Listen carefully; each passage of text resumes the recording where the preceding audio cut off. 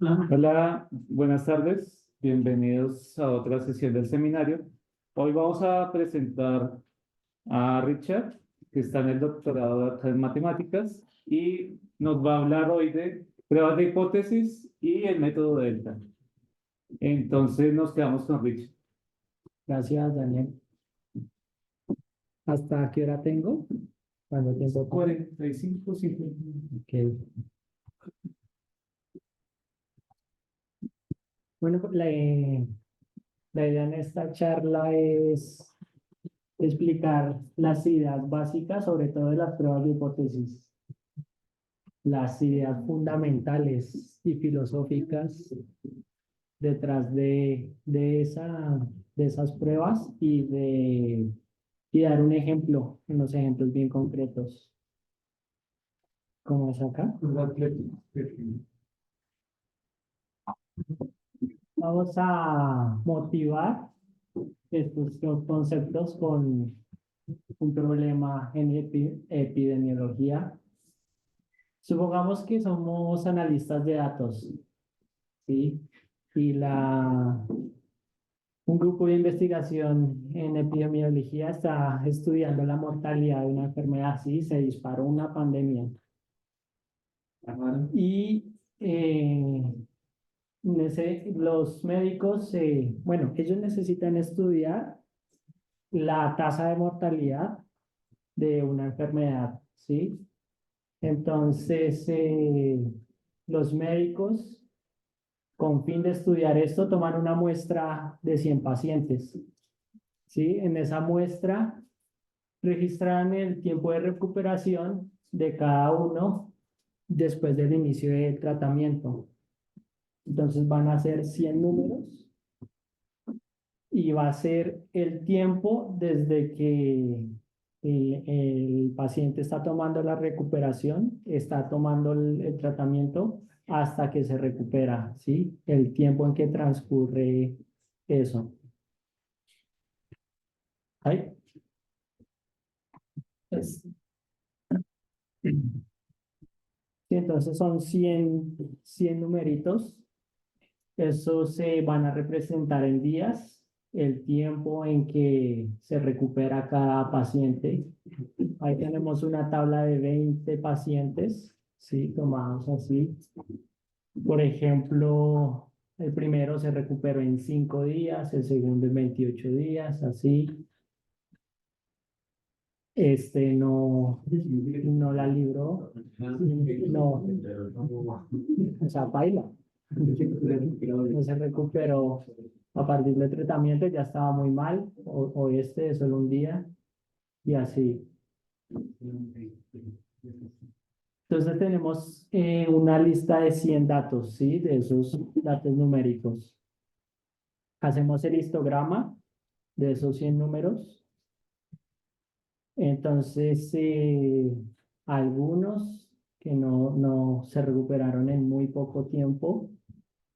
En esa lista hay algunos que se recuperaron en unos 28 días, 30 días.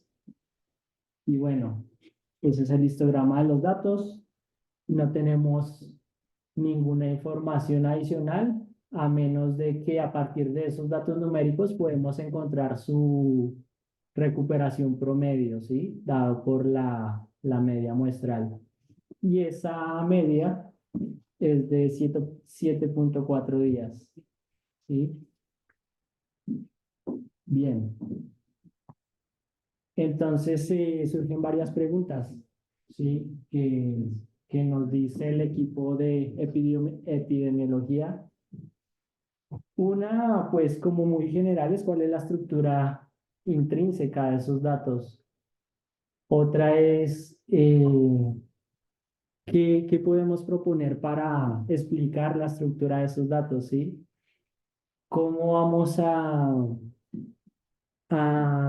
proponer un modelo que explique varias cosas de esos datos para hacer inferencias, para predecir cosas?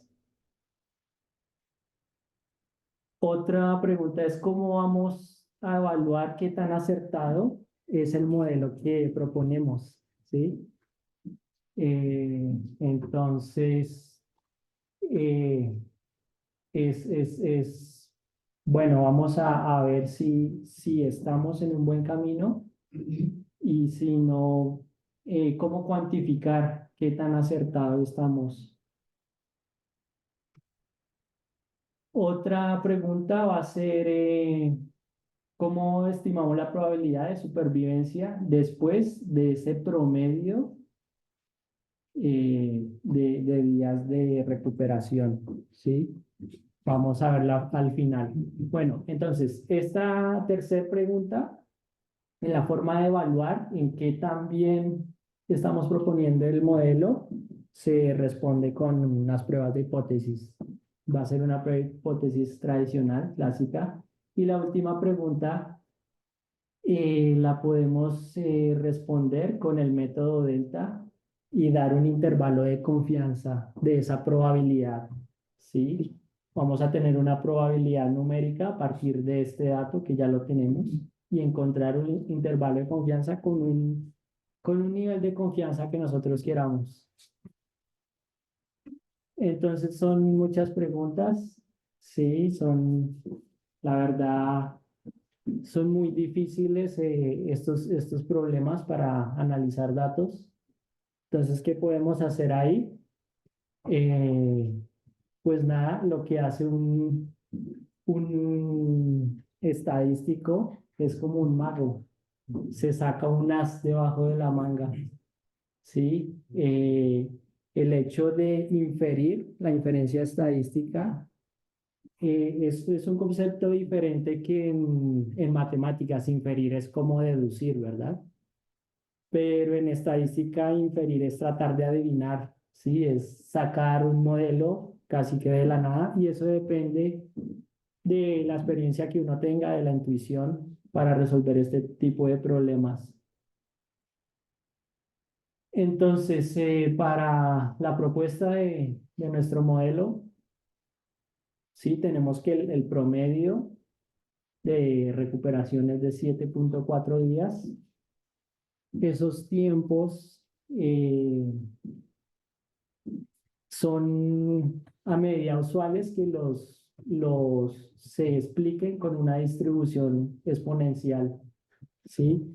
La distribución exponencial sirve para modelar los tiempos de vida de un bombillo, es decir, de un foco, para, para estimar, sí, tiempos de vida, tiempos en que uno invierte en una acción financiera, eh, etcétera, etcétera, lo que tiene que ver con tiempos. Esa es una distribución de probabilidad clásica. Entonces, esto como a modo de ejemplo, pues es la más sencilla y es la que voy a seguir a usar. Entonces, en la distribución exponencial, eh, como la media es de 7,4 días, vamos a proponer una distribución exponencial con un parámetro 1/7, que es parecido a ese inverso del 7,4, ¿sí? Y ahí está una gráfica de esa distribución exponencial. La recordamos aquí. Esa,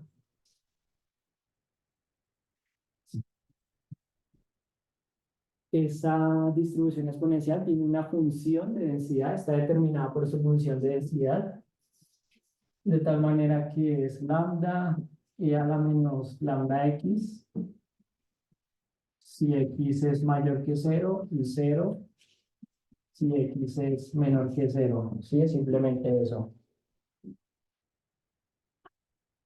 Entonces aquí en rojo está ese modelo que estamos proponiendo.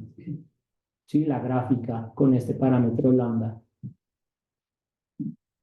Aquí ponemos el histograma de nuestros datos, lo estamos comparando con nuestro modelo en rojo, nuestro modelo teórico, y nos preguntamos justamente qué tan bueno es ese modelo, ¿sí? Entonces esto lo vamos a poder responder con las pruebas de hipótesis. Estas son procedimientos para evaluar la veracidad de una afirmación científica, ¿sí? Bueno, hay todo un marco ahí teórico. Sí, nosotros partimos de un conjunto de datos y una hipótesis H1 que te pretende explicar la estructura de sus datos. Nuestra hipótesis H1 alternativa es, bueno, el modelo de nuestra distribución exponencial explica bien esos datos. Esa es nuestra hipótesis. Y esa hipótesis que tenemos es una buena explicación para los datos. Si es una buena explicación, entonces la probabilidad de observar los datos, suponiendo mi hipótesis, o sea, que provienen de la distribución, debe ser alta. Vamos a ver qué tan alta debe ser, ¿sí? Intuitivamente, qué va a significar eso. Y eso va a ser el p-valor, ¿sí? Ya lo vamos a ver más adelante. Entonces está eso por un lado. Por otra parte está George Box. Dice, todos los modelos son falsos, ¿sí?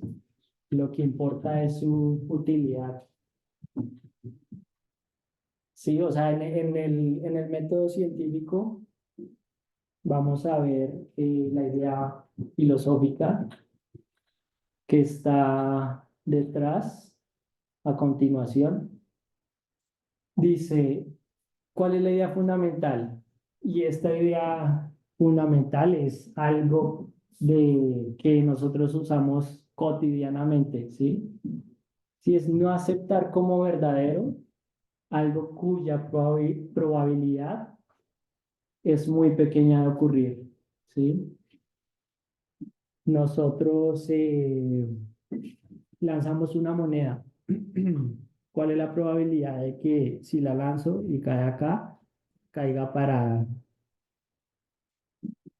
Sí, pues yo no apostaría jamás por eso, ¿sí? O sea, cara o sello, cruz o águila, ¿sí? Nosotros tenemos puede que nos equivoquemos, o sea, que estemos muy salados, que estamos muy de malas y esa moneda caiga parada. Hay casos que puede ocurrir y ya vamos a ver ejemplos. Pero el riesgo de cometer ese error es muy pequeñito, ¿sí? Entonces no lo vamos a tener en cuenta. Entonces la idea filosófica viene de Popper y es una corriente epistemológica que es el falsacionismo, ¿sí? Una teoría debe ser capaz de ser falsada, es decir, refutada por la evidencia empírica para ser considerada científica. ¿Qué significa eso? Esa es las pruebas de hipótesis es la formulación del método científico, la formulación estadística del método científico. Y la estadística es la formulación matemática del método científico. Entonces, ¿qué dice esta idea? Nosotros tenemos una teoría y nunca vamos a validarla, ¿sí? Solo vamos a aceptarla siempre y cuando no encontremos evidencia en su contra, ¿sí? Si nunca la vamos a aceptar, sino que a menos de que hayan evidencias en su contra, ahí la empezamos a refutar, se empieza a caer. No sé, por ejemplo, lo que está pasando con las observaciones del telescopio James Webb y la teoría del Big Bang, ¿sí? Que hay galaxias en un tiempo de vida del universo donde no deberían estar, ¿sí? Entonces empieza a refutar, empieza a haber evidencia de que esa teoría algo está mal, ¿sí? Entonces, esa es la base del método científico. ¿Ejemplos? Bueno.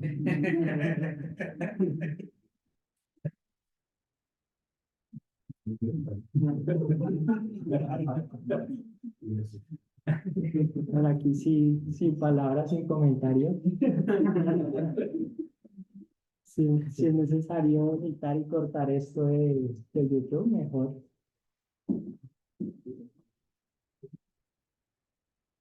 Entonces, esto es lo que les decía, que la moneda puede caer parada, pero estaríamos muy de malas para que eso pase. Vamos. Copa América del año 2016. Colombia contra Paraguay en Estados Unidos. Lanzan esa hijo de madre moneda y cae para. Qué pertinente que era Colombia. Entonces, ya cae James.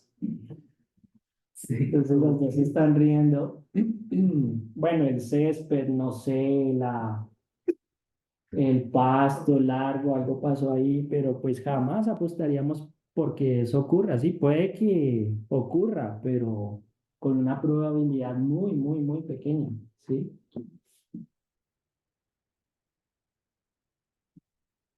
Entonces, continuamos con nuestro problema.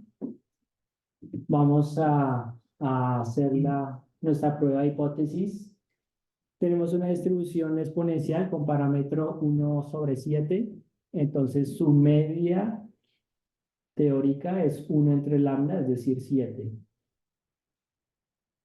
Vamos a tener la hipótesis nula y la hipótesis alternativa. ¿Sí? La hipótesis nula afirma que la muestra proviene de una distribución exponencial con esa media, 7. Y la hipótesis alternativa es su negación matemática, ¿sí? Sin ningún inconveniente. Si la muestra no proviene de ese modelo que estamos proponiendo.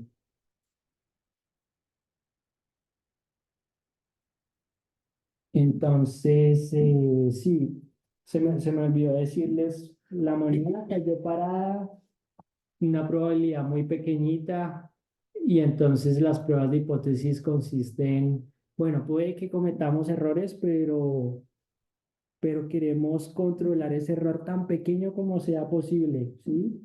Es decir, en el método científico no aceptamos milagros, ¿sí? En la ciencia no aceptamos milagros. Puede que nosotros seamos creyentes de alguna religión, yo creo en cosas muy raras, la verdad, pero pues en la ciencia eso no es válido, ¿sí? No es válido si no hay una evidencia que lo sustente. El estadístico de pruebas y para nuestro problema es la muy conocida media de una distribución exponencial. Entonces se calcula de esa manera.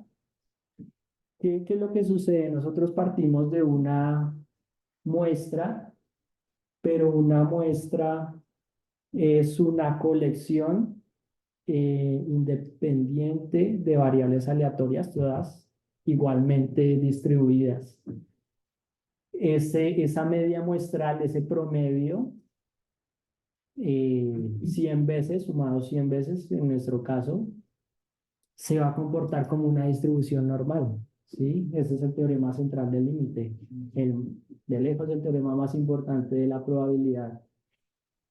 Y bueno, si le restamos, si le multiplicamos por una constante, sigue siendo distribución normal. Por eso está esa z. Entonces, x barra es la media de la muestra, mu es la media de la población bajo la hipótesis nula, es decir, que los datos provienen de nuestro modelo y que esa media es 7. Nuestro modelo es que los datos del tiempo de recuperación de los pacientes provienen de la distribución exponencial. Sigma, la desviación estándar de la población, ¿sí? Que proponemos como distribución exponencial. Y en ese caso va a ser igual a mu. Entonces también es 7. y n es el tamaño de la muestra, que es 100. Sustituyendo tenemos este valor de z. Entonces, ¿qué es lo que va a significar ese valor de z? ¿Sí? Esa, esa manera de escribir acá es una estandarización, o sea, para que la variable z tenga media 0 y varianza 1. Aquí es una normal estándar. ¿Qué significa ese valor que me dio? Bueno, estos en rojo son los puntos críticos de, de la distribución estándar y me he fijado en un nivel de significancia, ¿sí?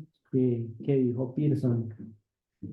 ¿Qué significa ese nivel de significancia? Pues justamente el error que estamos dispuestos a cometer, ¿sí? Un 5% de error, que de 100 lanzamientos de moneda me equivoque y en 5 berracos salga la moneda para...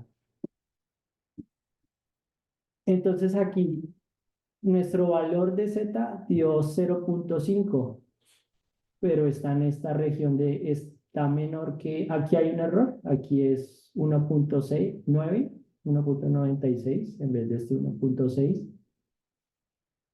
Significa que no podemos rechazar la hipótesis. Si hubiéramos encontrado un valor grande, un mayor que 1,9, no sé, un 11, un 10 o un -11, ahí sí rechazamos de una vez la hipótesis.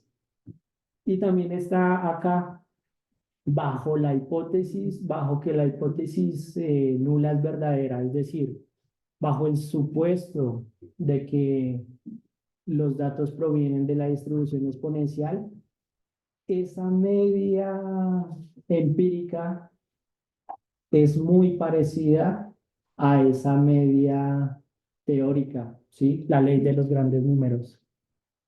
Entonces, si estamos bien, pues este número va a ser pequeño.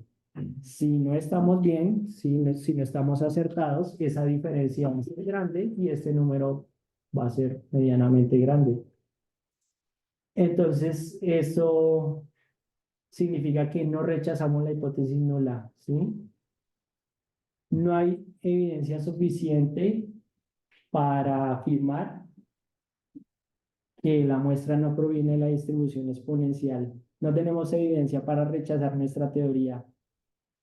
Entonces la seguimos aceptando, no la estamos validando, ¿sí? No la podemos rechazar y la seguimos aceptando. Y bueno, para cuantificar que también se ajusta esa gráfica roja al histograma, entonces está el p-valor, que es la probabilidad de que los datos de una muestra vengan de la distribución teórica específica, ¿sí? Sí, a partir de que yo tengo mi modelo, entonces, ¿cuál es la probabilidad de observar esos datos que obtuve bajo la suposición de mi modelo? Ese es el p-valor. Y bueno, aquí pues esto no es más que un tecnicismo para ver que nuestro problema, ese p-valor, se encuentra calculando esta área derecha de la z que nos dio, de ese 0,571. ¿Sí? Esta área a la derecha multiplicada por 2 para, para ver lo que significa es justamente qué tan acertado estamos en nuestra suposición de que los datos provienen en verdad de esa distribución que proponemos. Entonces acá hacen esa área, esa probabilidad aproximadamente vale eso, multiplicada por 2 porque la distribución normal es simétrica con el eje Y, da 0,56. Ese es un p-valor muy grande. Generalmente las pruebas de hipótesis que se rechazan bajo un nivel de significancia del 5%, es decir, 0,05, es cuando esos p-valores son menores que 0,05. Aquí nos dio algo muy grande. Un p-valor es un número, una probabilidad, un número entre 0 y 1, pero aquí hacemos análisis, nos da un p-valor de 0,2, 0,1 y no rechazamos, o sea, tenemos indicios de que vamos por buen camino.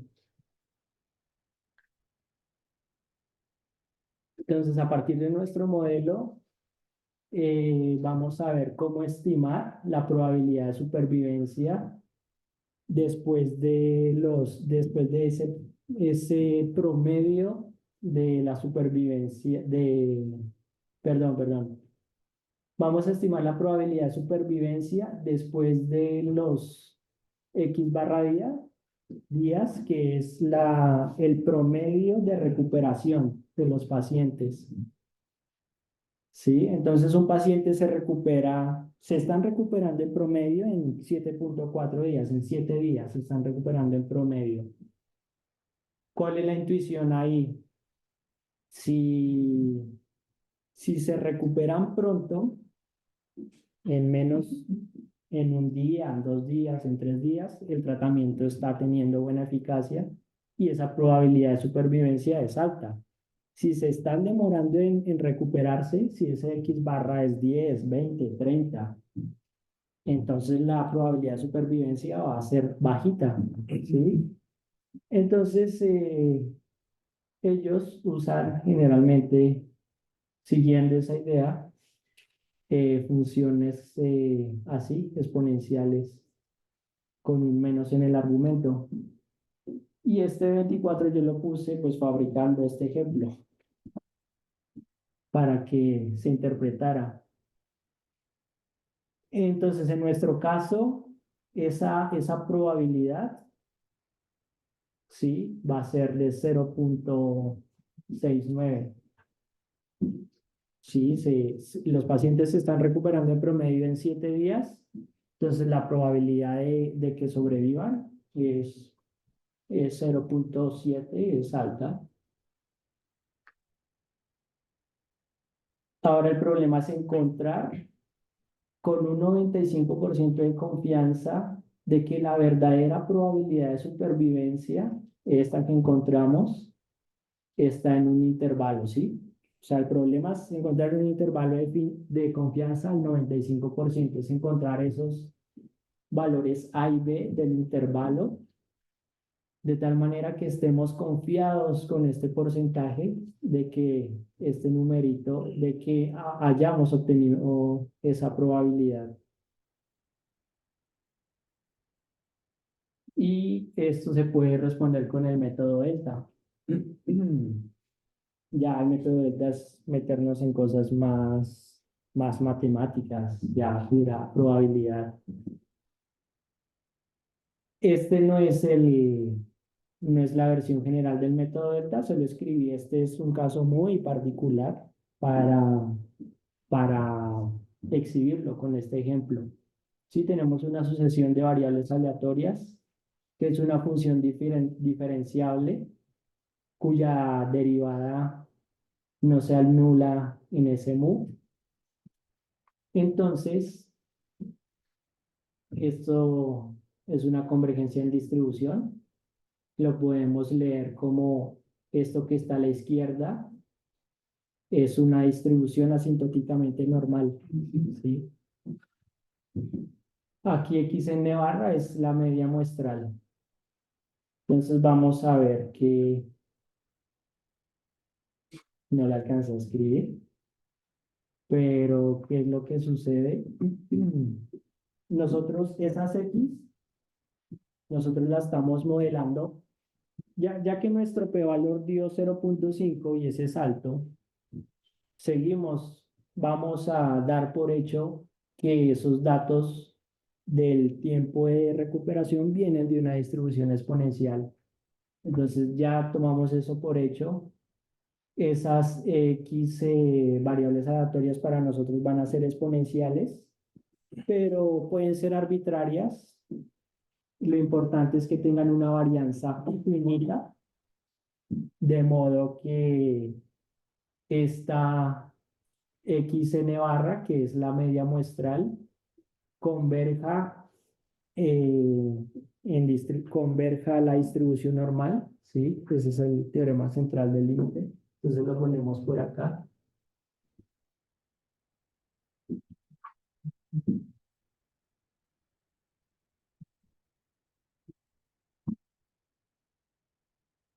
Y dice el teorema central del límite, raíz de n, la media muestral menos mu, su promedio teórico converge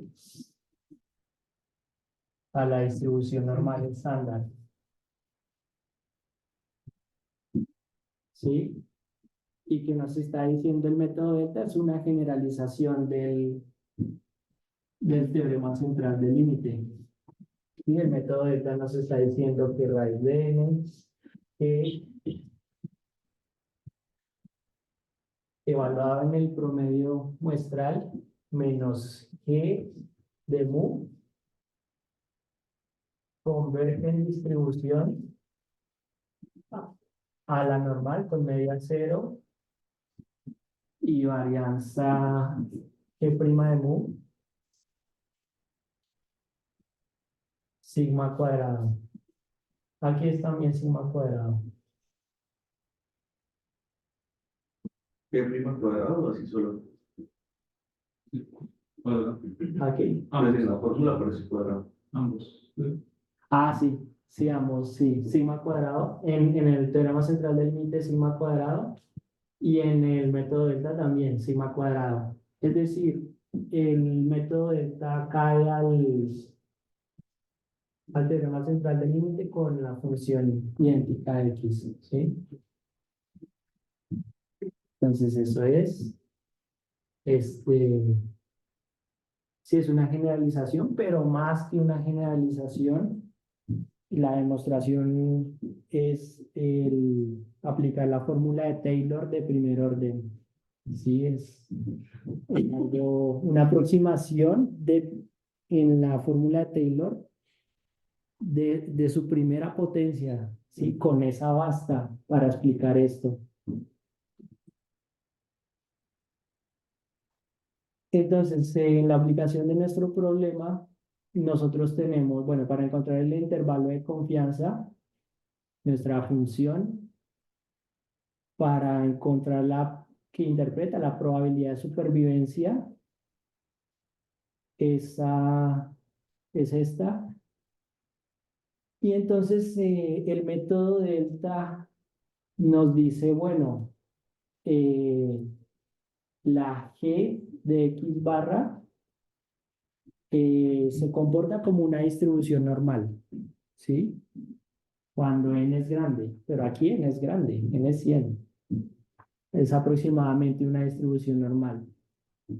Y entonces esa distribución normal tiene como varianza el cuadrado de la derivada de g en esa media empírica, en este caso, por la sigma cuadrada, pero la sigma cuadrada es esta varianza, ¿sí? Entonces aquí en los cálculos, pues está, pues sí, la derivada de a la menos x y la varianza de esa media muestral, ahí sí está, como les dije, estamos usando que cada una de esas x es ya la distribución exponencial y tenemos ese valor. Entonces el intervalo de confianza del 95% para g de x, aquí debe ser bueno, va a ser ¿sí? Va a estar determinado por esta expresión. Eso Eso lo podemos explicar, pero va a venir de una estandarización generalizada como la que vimos en nuestra prueba de hipótesis para obtener una distribución normal estándar. Y bueno, haciendo los cálculos, ya tenemos que el intervalo de confianza del 95%, ¿sí?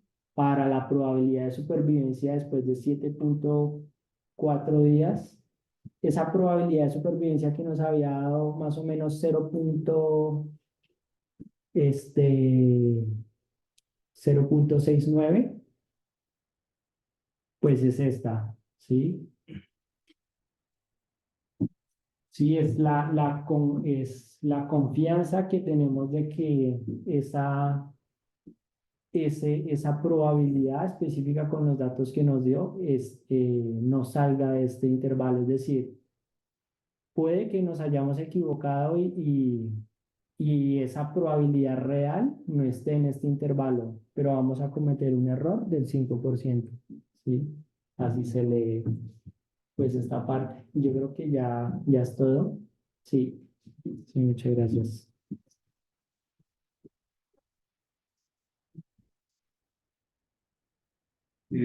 ¿Preguntas? No sé si todos tenemos la misma pregunta o alguien tiene preguntas. Ok,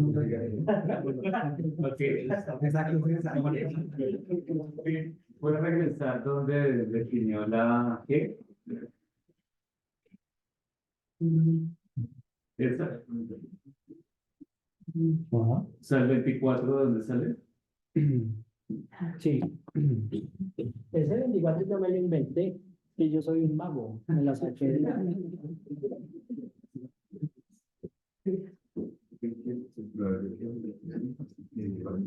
¿Qué es lo que pasa en la...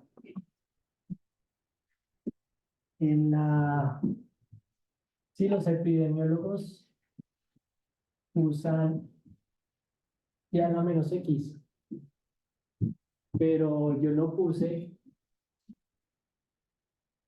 con el promedio de recuperación de los pacientes y usando esa, no, pues eso daba muy pequeñito, ¿sí? O sea, ¿qué significa? Que la probabilidad de supervivencia después de que se recuperaran en 7 días, en una semana, es pequeñita. Entonces, no, pues no tiene sentido con el ejemplo que quiero fabricar. Entonces lo dividí entre 24, no sé, 24 horas en un día.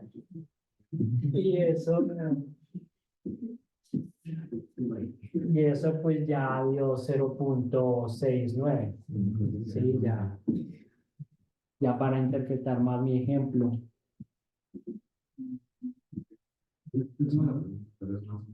Bueno, primero cumples años y 24. No, No, en la de cuando al principio, porque es que el error que aceptaba era muy chiquito, pero tú conoces algún modelo que la gente use mucho, pero que tenga un error grande, que a ti te parezca grande. O sea, claro, lo está intentando hacer chiquito, pero eso es, tú dices, ¿cómo lo usas que es muy grande? ¿De qué te parezca? o sea, de hecho, el 0.05 es el que dijo Fisher, que siguieran ese error, pero hay un problema de replicación. O sea, hay un problema en muchos artículos y es lo de la replicación. No sé mucho del tema, pero es a la hora de hacer varias pruebas de hipótesis, ¿sí?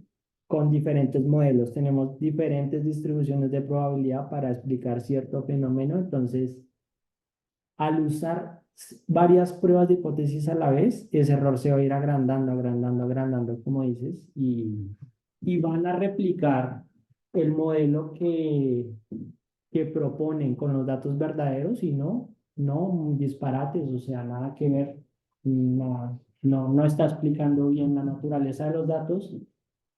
Y por eso en la comunidad hay una discusión entre los estadísticos de tener errores más pequeños, usen 0.005, 0.001, ¿sí? Para evitar eso. O sea, como que se acumulan los errores o algo así. se van ¿cómo decirlo? O sea, hay mayor probabilidad de cometer error, ¿sí? Si hay, no hay una, si no, no los puedo controlar más bien, es eso. Con una sola prueba de hipótesis puedo controlarlo todo lo que quiera, pero con varias pruebas de hipótesis a la vez no puedo controlar ese error. Ujú. Yo no entendí la metodología del método de esta. O sea, se plantea una función que intenta describir la probabilidad de cierto volumen de datos, ¿cierto? Y luego por medio del método delta, pues usted pasa vuelve a una distribución normal y ya con eso hace una prueba de hipótesis, ¿cierto?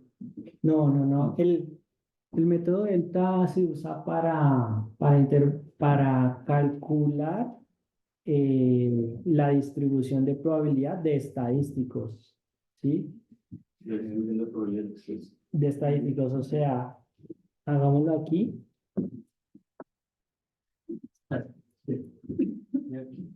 Allá.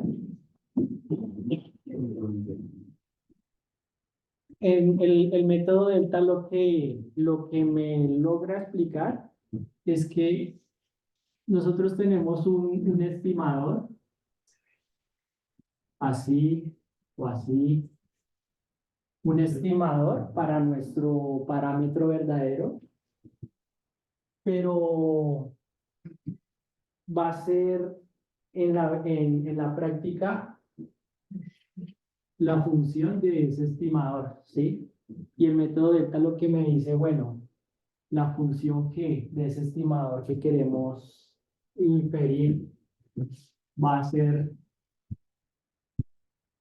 eh,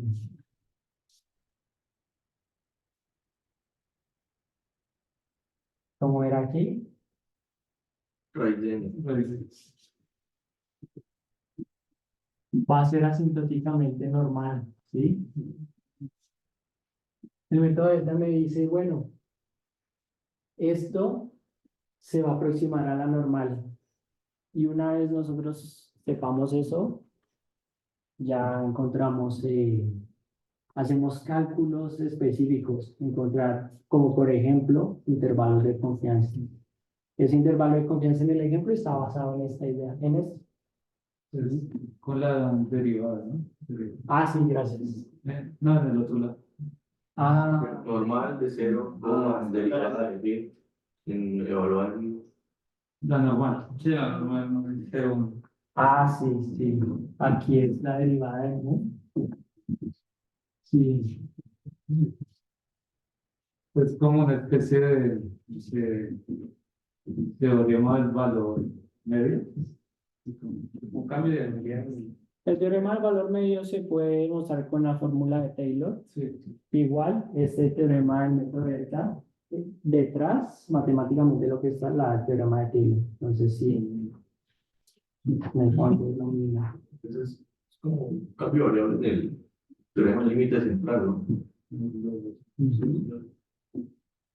Pero la idea es la misma, yo creo que la idea es la misma, ¿no?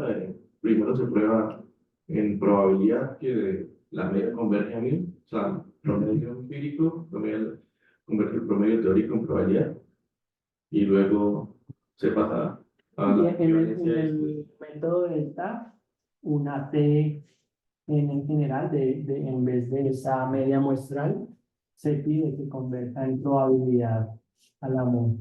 ¿Sí? Es una hipótesis. Y bueno, en este caso, pues ese promedio empírico converge al promedio teórico, ¿sí? La ley de los grandes números. ¿Alguna otra pregunta?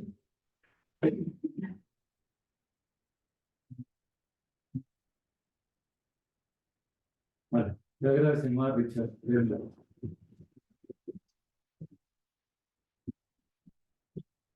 ¿Alguien falta? Esta lista nos la pidieron del posgrado para, para hacer un registro, ¿sí? Para, no sé, la Michoacana o algo así. Y para la- No salí de esa parte. Sí, Ah, pues o sea, también para los profesores.